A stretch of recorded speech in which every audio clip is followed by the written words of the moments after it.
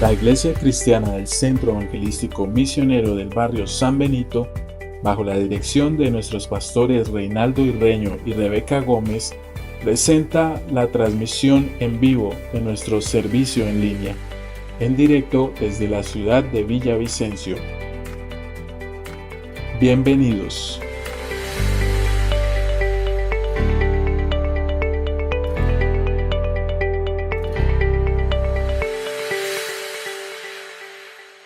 Mis amados, una vez más, muchas bendiciones de parte del Señor.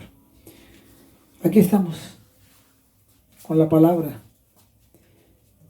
con la reflexión, la meditación, el pensar en Dios, el meditar en Él, en sus promesas y aprendiendo día a día de esta gran experiencia que nos ha correspondido a nosotros. Gracias a Dios porque somos la generación de este tiempo. Oramos, escuchamos una alabanza y entramos inmediatamente en el salmo que hoy vamos a estar considerando. Eterno Padre Celestial, estamos agradecidos otra vez por regalarnos el don de la vida y también la oportunidad de haber sido llamados para comprender tu inmensa bondad y tu elección. Ofrecemos para ti en esta hora toda adoración y alabanza. Recibe el tributo de tu pueblo, nosotros aquí y los hermanos allá, y que por tu palabra podamos ser fortalecidos y bendecidos, como es tu propósito. En Cristo Jesús. Amén.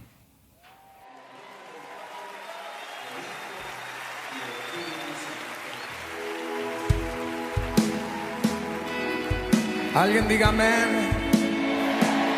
Voy a invitarle que esté de pie conmigo y vamos a clamar a Dios que nos sane. Señor, estamos tu pueblo reunido esta noche, humillados delante de ti. Queremos pedirte que sanes nuestra tierra. Cante conmigo así. Somos tu pueblo.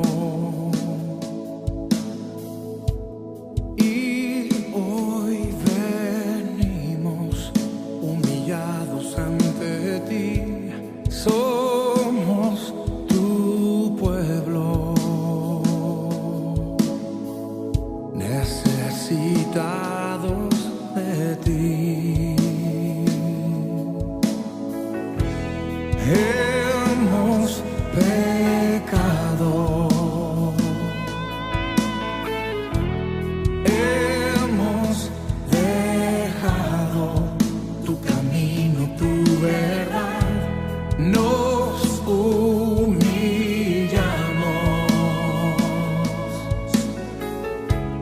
nuestra tierra sana hoy. Sánanos, sánanos, es el clamor de este pueblo humillado ante ti. Sálvanos.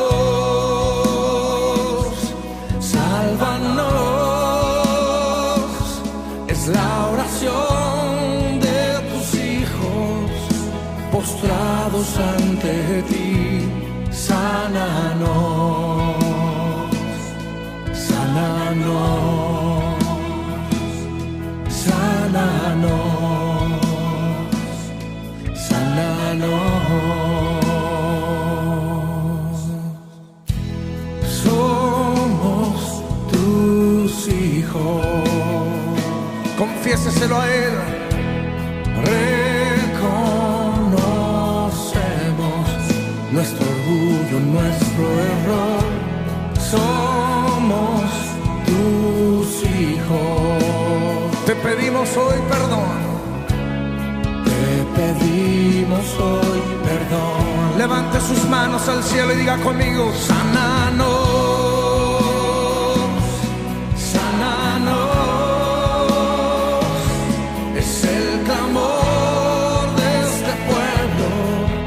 Humillado ante ti, sálvanos,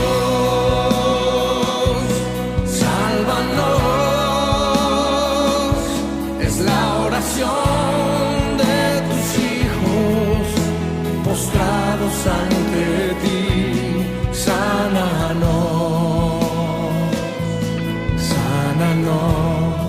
Díselo de nuevo, sánanos, sánanos,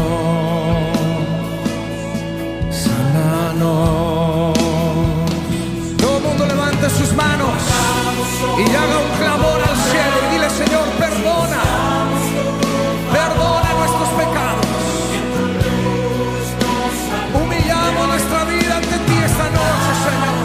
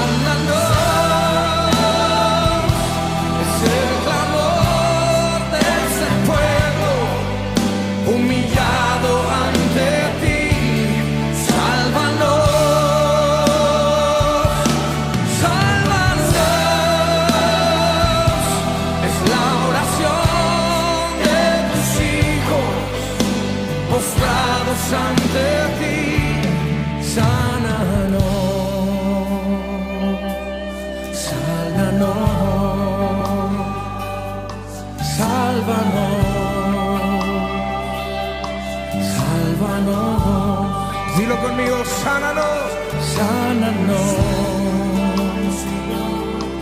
sánanos. Levante sus manos una vez más. Sálvanos, Señor, con tu poder y tu amor. Sálvanos, oh Señor. Nos humillamos y te pedimos perdón, Señor. Escucha la oración de tus hijos. Escucha la oración de tus hijos. Sánanos, sánanos, sálvanos, sálvanos. Díselo una vez más. Sánanos, sánanos, sálvanos. Bien, mis hermanos, saludo nuevamente a todos los que se conectan con nosotros, a la familia del Centro Evangelístico Misionero, Barrio San Benito, los pastores de las demás congregaciones y hermanos, donde quiera puedan pues estar en contacto con nosotros a través de este medio. Hemos estado aprendiendo del libro de los Salmos y les he dicho que encuentro en el libro de los Salmos un santuario de adoración, intercesión con profunda oración y de alabanza, donde se comparten y se cuentan los hechos majestuosos de Dios en favor de su pueblo y de las personas también, sus actos de justicia. Hoy vamos a estar mirando el Salmo 16. En este salmo encontramos una aclamación de gozo y de profunda confianza en Dios. El salmista es inspirado y este salmo es analizado y visto como un salmo mesiánico, o sea que hay profecías en este salmo que se cumplieron en Cristo. Se citan en el capítulo 2 de los Hechos y en el capítulo 13. Pedro cita este salmo cuando habló de la resurrección del Señor a la multitud el día de Pentecostés y le dijo que Él era el que había sido anunciado en el libro de los Salmos, y también Pablo lo hace cuando predicó también posteriormente en su primer viaje misionero y anuncia que Jesús es el que está anunciado en el libro de los Salmos. Vuelve a repetir esa figura profética que apareció en el Salmo 16. Vamos entonces a mirar el primer versículo. Aquí tenemos la declaración de confianza que hace el salmista. Guárdame, oh Dios, porque en ti he confiado. Guárdame. Analicemos de lo que significa guardar.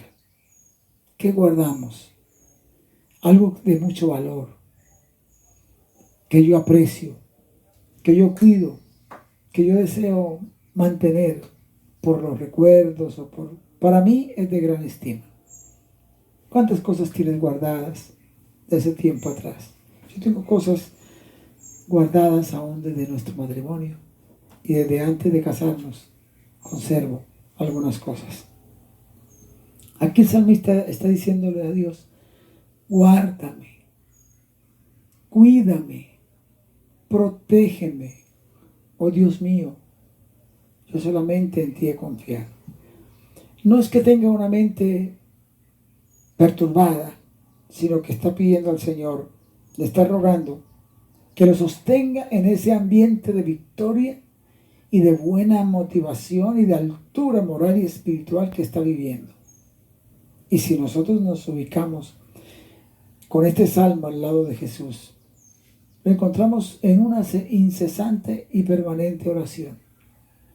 Cristo en los días de su carne, con gran clamor y lágrimas, clamaba al que lo podía guardar, librar de la muerte. No que no quisiera morir, él quería morir en su momento y de la manera que su sacrificio fuera aceptable a Dios en beneficio nuestro. No quería caer el salmista en ningún acto de desobediencia que fuera a ser contradicho a la voluntad de Dios. El Señor Jesús enseñó sobre la oración y en el capítulo 6 de Mateo, Él habla del Padre Nuestro. Y en uno de los párrafos del Padre Nuestro dice: no me dejes caer en la tentación, mas líbrame del mal.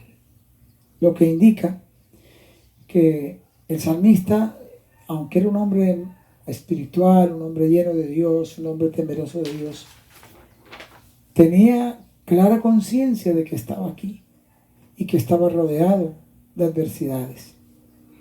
En este salmo el salmista se siente en su mejor momento, espiritualmente hablando, en el momento de más altura, de más gran gozo, como los discípulos Pedro, Jacob y Juan allí en el monte de la transfiguración. Y me figuro que Moisés no quería descender del monte. Dios fue el que le dijo: desciende, porque el pueblo se extravió. Usted y yo, cuando estamos en esos momentos que no se pueden describir del gran contentamiento en Dios, no quisiéramos que terminara esa experiencia. Ahora él confiesa su fe en el versículo 2. Veamos lo que dice el verso 2. Oh alma mía, dijiste a Jehová: tú eres mi Señor, no hay para mí bien fuera de ti. Oh alma mía, dijiste a Jehová. Aquí tenemos una expresión del salmista y nos cuenta cómo era su diálogo con Dios, cómo era su conversatorio con Dios. Y le está diciendo a Dios que es tan grande el gozo, que es tan grande la bendición de sentirse protegido por Dios, bendecido por Dios, y que se siente tan grande su bendición de ser beneficiario de la bondad del Señor, de la abundante gracia de Dios, que declaró con palabra hebrea que Dios, Adonai, tú eres mi Señor. Mi Señor, la palabra hebrea para Señor es Adonai, que representa la máxima autoridad sobre alguien, el dueño, el amo y el Señor de todo. Y luego el salmista dice: no hay otro bien más excelso, más completo, más suficiente que a todo aquello que yo recibo de ti. El salmista, en cada detalle de las bondades del Señor, tenía una reflexión profunda de gratitud y de gran contentamiento. Todo lo bueno que tengo lo he recibido de ti, lo he recibido de Dios.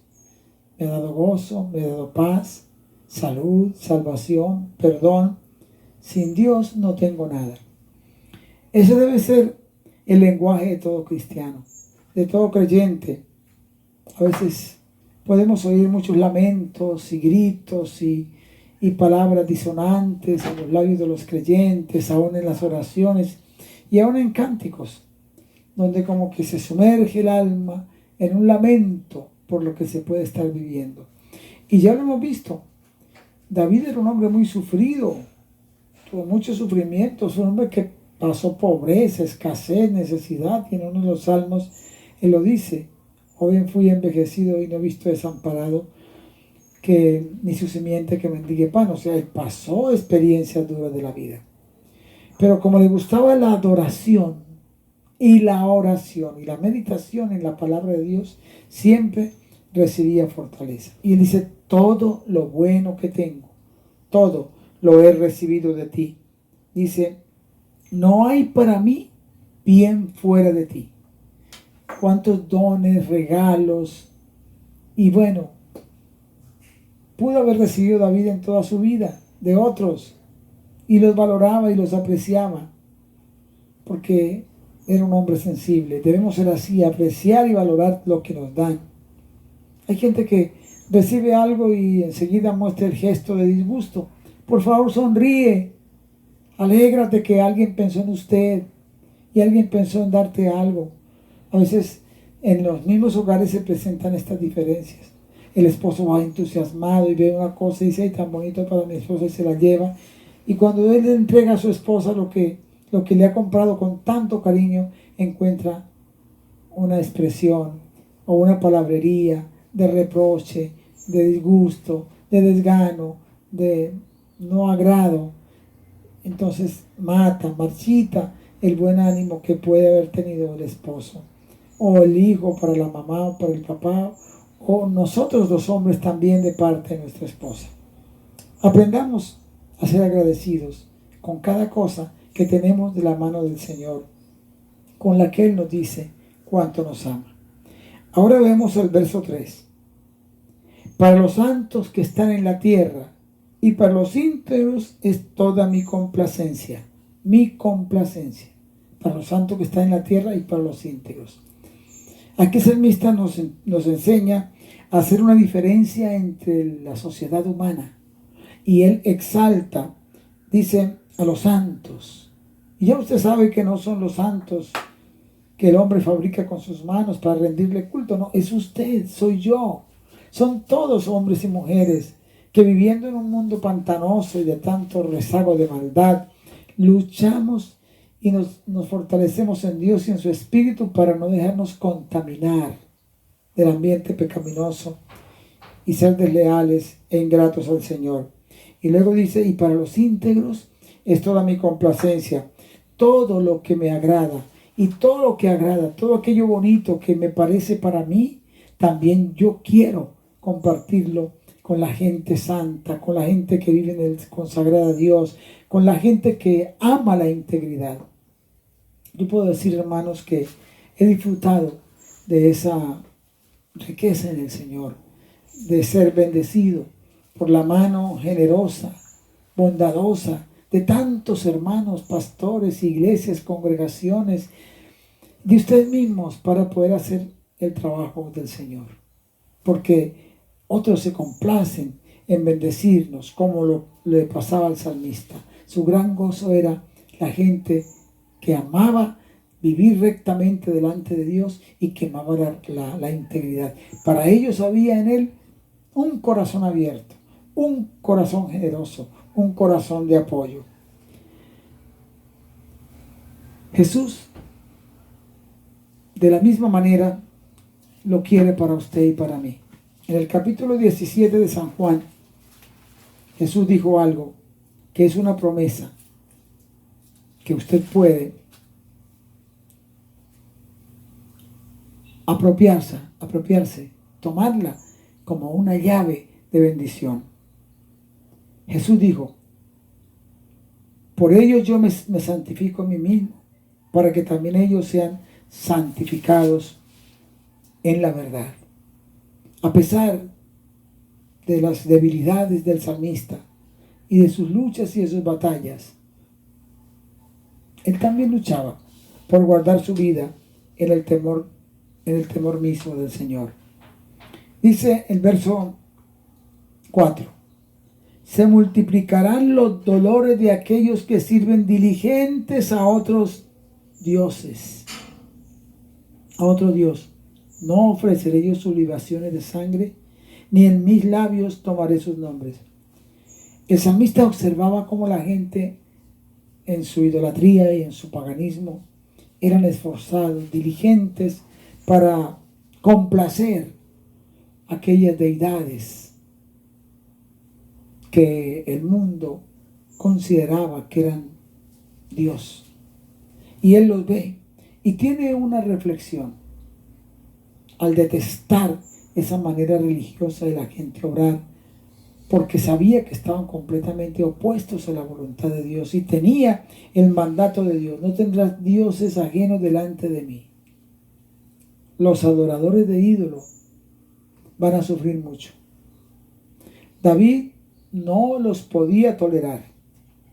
¿Por qué? Por la mentira y el engaño que esto representaba y por tantas personas defraudadas, confiando en el Dios que supuestamente tenía cómo auxiliarlos y cómo ayudarlos, y que se entregaban en una completa adoración a ellos. Israel vivió en un ambiente de idolatría desde Abraham. Él era idólatra. Dios lo separó precisamente para que fuera entendiendo la revelación de Dios sin necesidad de nada tangible, sino su presencia infinita. Cuando llegó a Canaán había un tremendo mover de idolatría y paganismo y perversidad, de inmoralidad.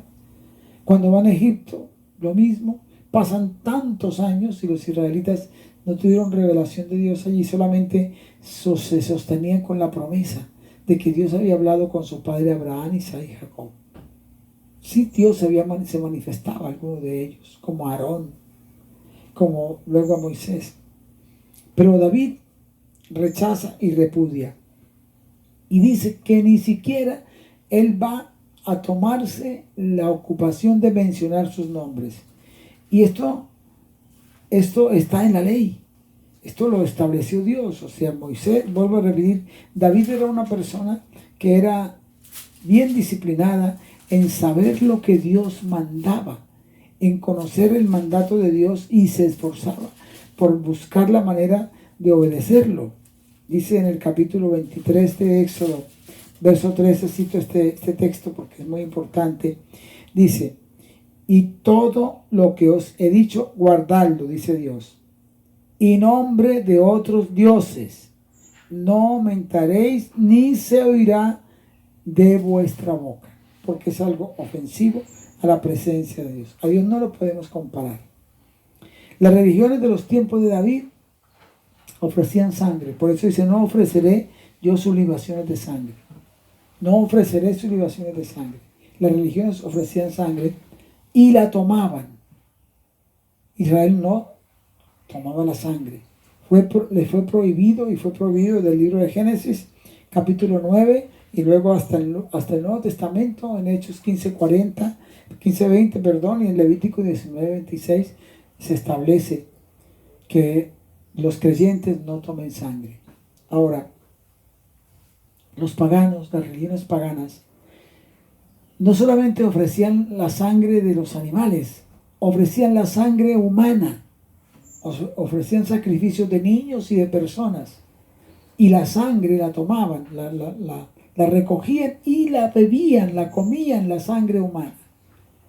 El Señor estableció que ni siquiera la sangre de los animales su pueblo debía comerla, precisamente para enseñar el valor de la vida.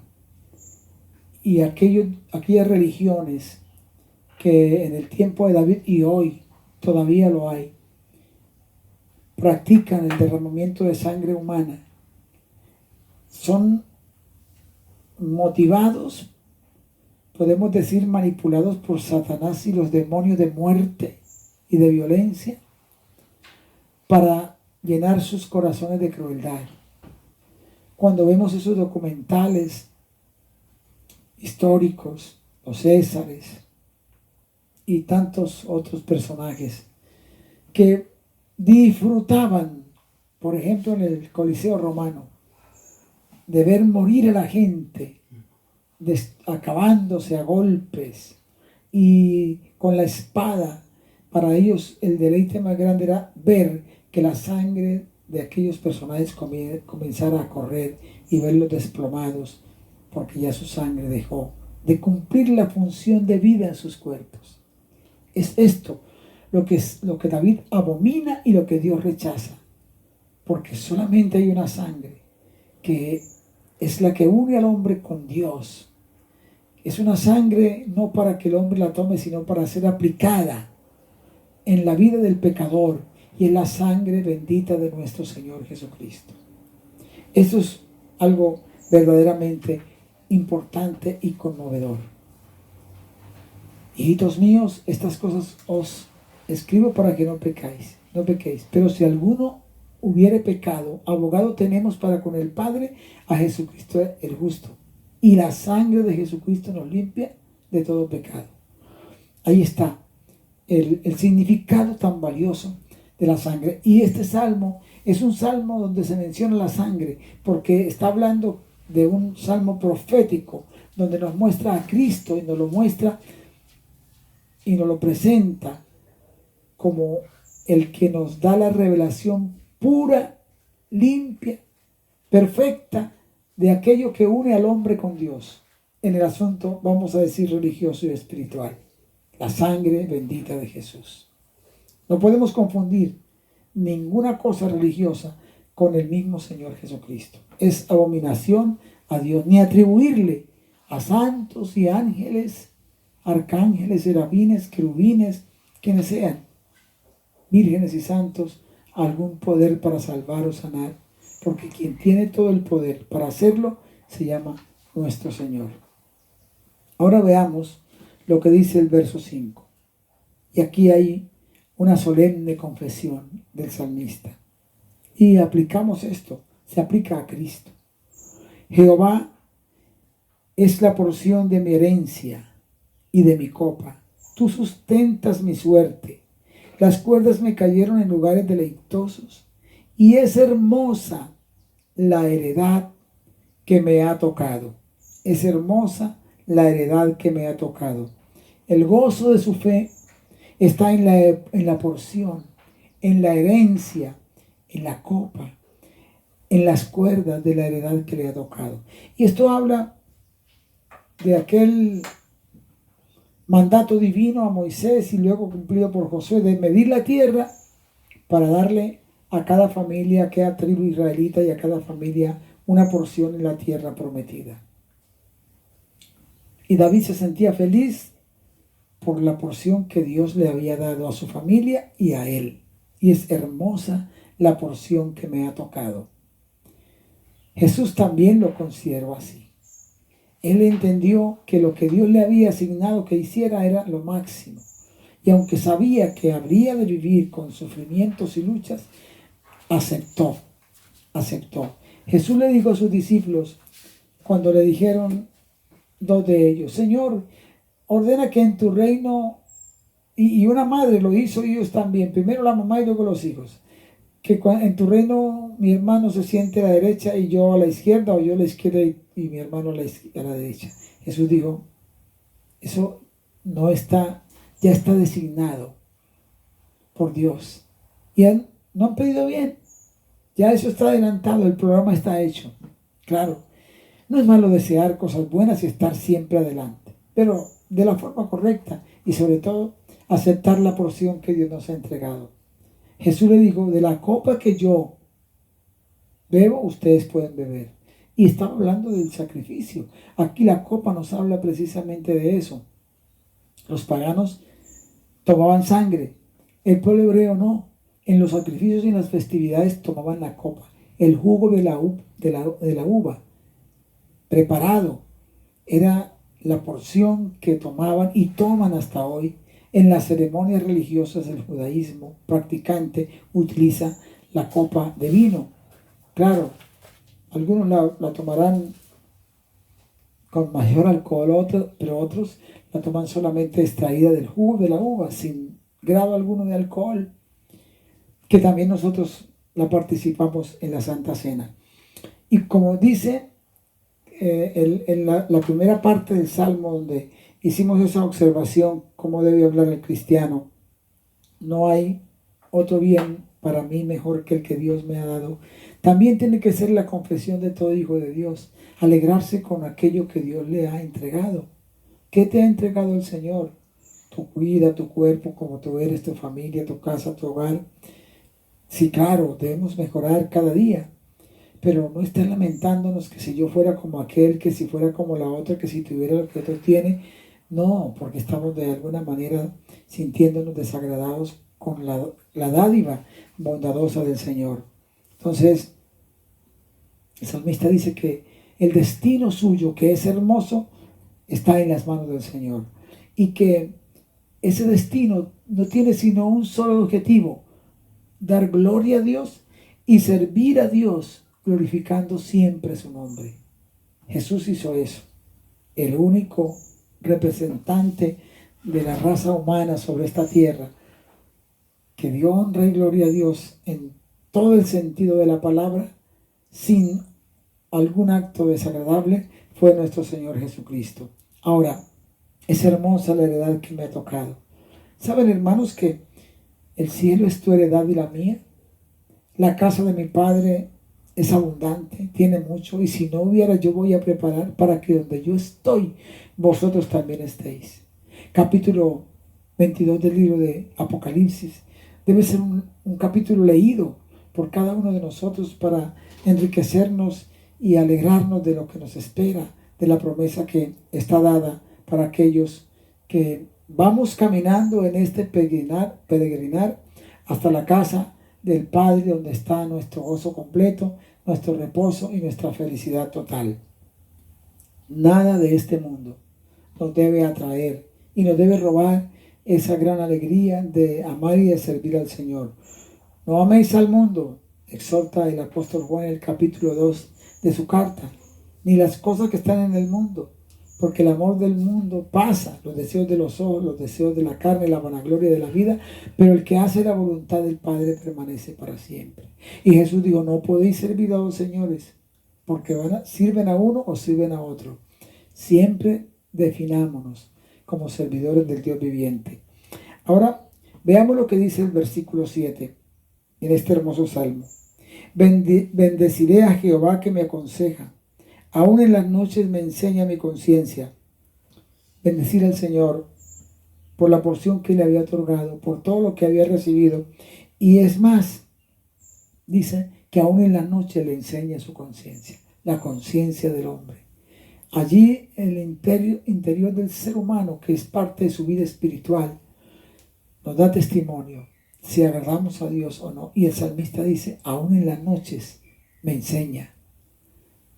Muchas veces usted y yo no alcanzamos a conciliar bien el sueño. Preguntémonos: ¿qué me quiere enseñar el Señor esta noche? Entonces, en lugar de agarrar el celular y comenzar a mirar bagatelas y tonterías, que muchos lo hacen, tome la palabra, vea la oración, habla con Dios y dígale: Señor, aquí estoy. No puedo conciliar el sueño. Enséñame. ¿Qué me quieres enseñar? Lo principal, siempre hacer lo que Jesús hizo. Mateo 11:25 dice: te alabo, Padre, Señor del cielo y de la tierra, porque escondiste las cosas de los sabios, de los entendidos, de los poderosos, y las revelaste a los pequeños. ¿Quiénes los pequeños? Aquellos que lo seguían, sus discípulos y la multitud que venía a escucharle con tanto agrado. Así que entonces tenemos aquí un retrato admirable también de nuestro Señor Jesucristo en su vida consagrada de alabanza, de adoración y también de aceptar la copa que el Señor le designó para ser nuestro Salvador. Ahora veamos lo que dice del verso 9 hasta el 11. Se alegró por tanto mi corazón y se gozó mi alma, mi corazón y mi alma, y mi carne también reposará confiadamente. El todo del salmista, su corazón, su alma, su cuerpo, su espíritu, alma y cuerpo, se gozó y se alegró, porque no dejarás mi alma en el Seol, ni permitirás que tu santo vea corrupción. Aquí está la profecía sobre la resurrección de nuestro Señor Jesucristo. No dejarás que tu santo vea corrupción. No dejarás mi alma en el Seol, ni permitirás que tu santo vea corrupción. Aquí el salmista está proclamando que Dios está siempre a su lado, y por eso se alegra, por eso se goza, y por eso reposa confiadamente, tiene confianza en el Señor. Jesús caminó la sombra del valle de la muerte, fue a la cruz, confiado en que el designio de Dios se cumplía en él, confiado absolutamente. Y aunque fue a la tumba, se levantó victorioso de ella. ¿Para qué? Para, ya usted lo sabe, tu rescate y el mío. Y el sacrificio de Jesús genera adoración y alabanza. Isaías 53:11 dice que el fruto del sufrimiento de Jesús es precisamente la honra y la gloria que se da a Dios desde la tierra hacia el cielo y en el mismo cielo hacia Dios. Y Hebreos 12:2 dice que el Señor, por el gozo puesto delante de él, menospreció la cruz. O sea, no se sintió enfadado de llevarla. Al contrario, lo hizo con alegría y con gozo. He visto algunas películas que presentan de la pasión de Jesús y lo muestran allí con desgano, y claro, el padecimiento no se puede descifrar, pero yo creo que Jesús tuvo un talante de victoria y enfrentó todo este padecimiento no con un quejar agudo y de como que ya no resisto, no. Tomó la cruz y caminó a la victoria. Es un ejemplo para usted y es un ejemplo para mí. Y luego encontramos el glorioso rescate, porque no dejarás mi alma en el Seol, ni permitirás que tu santo vea corrupción. Qué maravillosa palabra. Y precisamente quiero leer la palabra que Pedro mencionó en el libro de los Hechos, hablando de este salmo. Dice: a este, entregado por el determinado consejo, Hechos 2:23, y anticipado conocimiento de Dios, prendisteis y matasteis por manos de inicuos, crucificándole, al cual Dios levantó suelto los dolores de la muerte, por cuanto era imposible que fuera retenido por ella. Porque David dice de él: veía al Señor delante de mí, porque está a mi diestra, no seré jamás conmovido. Por lo cual mi corazón se alegró y se gozó mi alma, y aún mi carne descansará en esperanza, porque no dejarás mi alma en el Hades, ni permitirás que tu santo vea corrupción. Me hiciste conocer los caminos de la vida, me llenarás de gozo con tu presencia. Pedro dice: a este Jesús resucitó Dios, de lo cual todos nosotros somos testigos. Ahí está el glorioso rescate, pero también la resurrección de Cristo me da mi esperanza de que el día que el Señor me lleve o venga, si mi cuerpo está en la tumba, Él me dará un nuevo cuerpo que no se va a envejecer, que no va a sufrir, que no va a sentir dolor y que disfrutará en plenitud las glorias del reino venidero de nuestro Señor y las glorias de la eternidad. El verso 11 dice: me mostrará la senda de la vida, en tu presencia hay plenitud de gozo, delicias a tu diestra para siempre, la abundante recompensa. Jesús fue llevado, como ya lo he dicho, por el oscuro valle del padecimiento hasta la muerte de su concepción, hasta nacer, vivir aquí. Pero vivió en completa obediencia, en completa sumisión a la voluntad del Señor. Pero fue glorificado con su resurrección. Recibió su gran recompensa. Y ¿saben? Se llevó el cuerpo que tuvo aquí, se lo llevó al cielo. Jesús en el cielo tiene ese cuerpo, y tiene las señales de las heridas que los hombres hicimos aquí, en el desprecio a Dios y a su bendito Hijo. Pablo dice que esto es un gran misterio. Grande es el misterio de la piedad, dice el apóstol Pablo en el capítulo 3, verso 16. E indiscutiblemente grande es el misterio de la piedad. Dios fue manifestado en carne, Jesús, justificado en el Espíritu, visto de los ángeles, predicado a los gentiles, creído en el mundo y recibido arriba en gloria. Así que Jesús fue inmensamente feliz en su estadía en la tierra, porque hacía la voluntad del Padre. Fue inmensamente feliz al retornar y ser recibido como el héroe de nuestra salvación, con todas las victorias y los triunfos, las alabanzas y los aplausos y las exclamaciones de contentamiento y de adoración por parte de toda la población celestial, y Dios en su plenitud, Padre y Espíritu Santo, de igual manera al Hijo que venció y triunfó. Pero saben, hermanos, hay algo que todavía falta para completar el gran gozo de nuestro Señor Jesucristo: nuestra redención total. Hay gozo en el cielo por cada persona que se arrepiente, por cada persona que se reconcilia y se renueva en Dios. Hay gozo para Dios, de Dios en su corazón. Hay gozo en Él por tu vida consagrada, por tu vida de obediencia, por tu trabajo. Produce gozo al corazón de Dios. Pero el gozo máximo para ti y para mí, y en Dios, para Cristo, será el día que estemos todos juntos allá. Así que, mis hermanos, digamos como David: es hermosa la heredad que me ha tocado. Digamos como Jesús: es hermosa la heredad que me ha tocado. Lo que Dios me ha entregado, lo que Dios me ha dado: la vida, la salud, mi salvación, el perdón de mi pecado, mi familia, mi trabajo, todo, mis hijos, todo es hermoso. Agradezco a Dios mi llamado, el ministerio, el trabajo, la asignación que Dios te ha hecho en la congregación para ayudar. De eso debes sentirse feliz y decir: es hermoso esto que hago, porque lo hago para mi Señor, para Dios, en esa expresión de mi servicio, agradecido también de mi salvación y disfrutándola. Mis hermanos, vamos entonces a darle gracias en este momento a nuestro buen Dios y oramos por las peticiones que tenemos.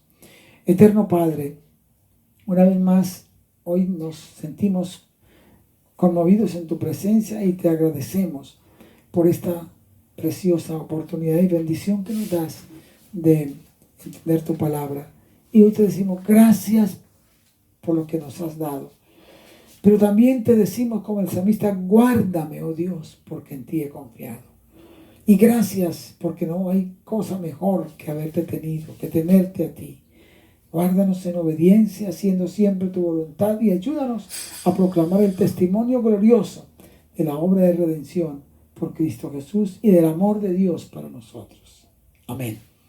Dios los bendiga, mis hermanos, y gracias te doy al Señor por ustedes, y no dejemos de seguir intercediendo, de seguir clamando por todas estas peticiones y tener confianza de que, como dice el último versículo de este salmo, lo podemos recitar: me mostrarás la senda de la vida, y en tu presencia hay plenitud de gozo, delicias a tu diestra para siempre. Jesús está a la diestra del Padre, y a esa diestra Él quiere llevarnos el día de la eternidad. Bendiciones, muchas, muchas, muchas. El saludo de mi esposa y mío. Gracias por estar con nosotros.